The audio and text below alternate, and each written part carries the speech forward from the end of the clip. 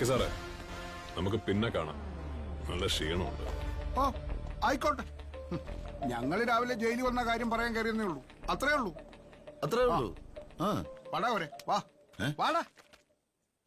പിള്ളേരെന്തേടി? ടെസ് അകത്തുണ്ട്, കിടക്കുക. ചാക്കോച്ചനും കുഞ്ഞുമോളും സ്കൂളിൽ പോയി.